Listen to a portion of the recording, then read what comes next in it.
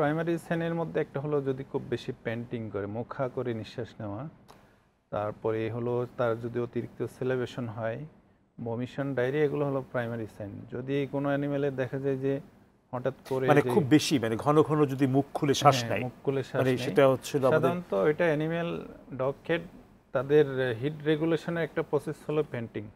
এটা যদি খুব ফ্রিকোয়েন্টলি হয়, তারা তো সাধারণত জিহ্বা দিয়েই তো তাদের শরীরে তাপমাত্রাটা রোলিং এবং প্যান্টিং এটার মাধ্যমে হিট রেগুলেশন করে। জানেন যে ওদের আমাদের মতো ঘর্মগ্রন্থি যেটা আছে ওদের কিন্তু ওইভাবে নাই। এটা শুধুমাত্র ডগের পায়ের পাতায় যেটা আছে কিছু ঘর্মগ্রন্থি আছে, তার মধ্যে হিট রেগুলেশন করে। তো আপনি যেটা বলেছেন যে ডেঞ্জার সাইন যেগুলো হলো, যদি দেখা যায় যে তার কান এবং মিউকাস মেমব্রেন, গাম, ঠোঁট এগুলা যদি খুব বেশি নীলচে হয়ে যায়, তখন বুঝতে হবে তার হলো অক্সিজেনের ঘাটতি হচ্ছে। কান এবং ঠোঁটের জায়গা, ঠোঁট অথবা ভিতরের মিউকাস মেমব্রেন যেটা জিহ্বা, এগুলা যদি নীলচে হয়ে যায় তাহলে বুঝতে হবে তার অক্সিজেনের ঘাটতি হচ্ছে।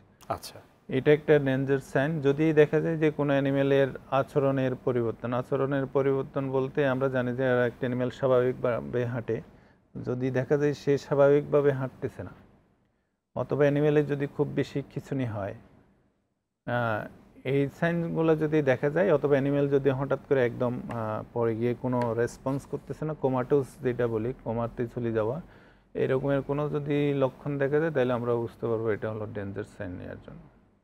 তার মানে বুঝতে হবে কোনো অর্গানের ফেলিয়ারের দিকে যাচ্ছে আর কি। আচ্ছা, একটু গরম সেক্ষেত্রে আমি একটা অ্যাডিশনাল একটা ইনফরমেশন দিব, সেটা হলো যেটা আগে বলেছি যে বিশেষ করে ডগ কেটের ক্ষেত্রে টেম্পারেচার যখন 106 ডিগ্রির উপরে চলে যায়, ফারেনহাইটের উপরে, আমার মনে হয় সহজেই সব যারা পেট পালন করে তারা সহজেই হলো টেম্পারেচারটা নিতে পারে।